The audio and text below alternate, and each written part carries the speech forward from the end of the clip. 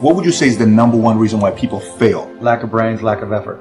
Lack of brains, lack of effort. Yeah, they don't do the work. They don't learn, when you walk in the room, when you start a business and you start to talk about somebody, you're never in a vacuum with no competition, unless you're just extremely lucky. And if there's going to be competition, that means somebody else knows your business as well as you do when you get started.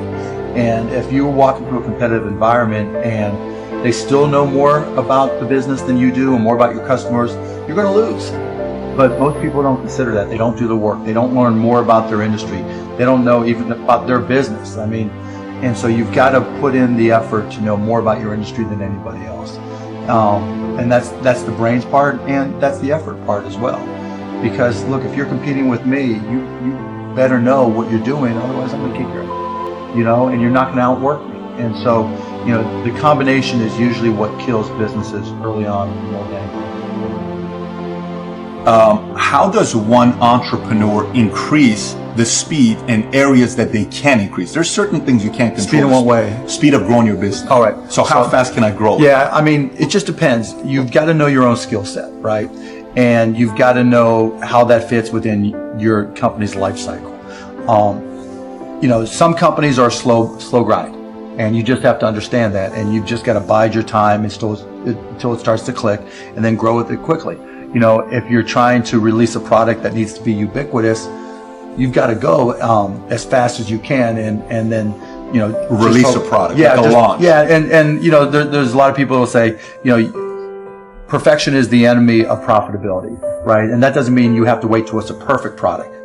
It really just depends on what the product is. It a barber shop, right? Is it an app? Is it a service? Is it a product? But the key is looking for the low-hanging fruit.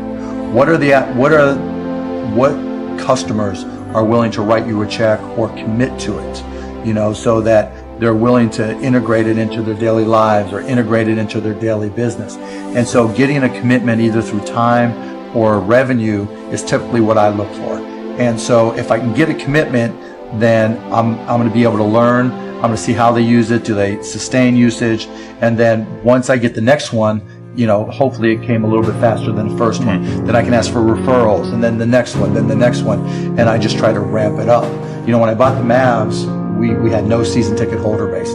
And so literally it was a matter of just putting a list of former season ticket holders and a white pages back then, on my desk next to my phone and making phone calls. You? Yeah, me.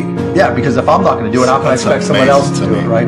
So just get on the phone. Hey, this is Mark Cuban. I'm the new owner of the Dallas Mavericks. I'd like to invite you back for again. It's not though. This is my business. We can't get regular sales guys or something to make those calls once they get to a quarter. You're a guy that's a billionaire. You're making those calls. But that's all. And that's fine and good, right? Because everybody's got their own goals, right?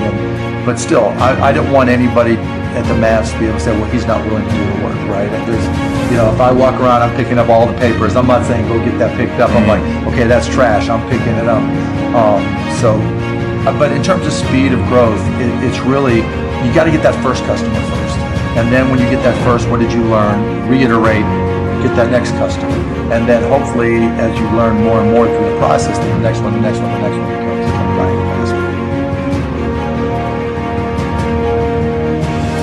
You're not always learning.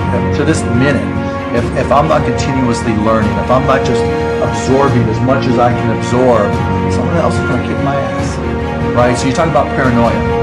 The greatest source of your paranoia should be knowledge.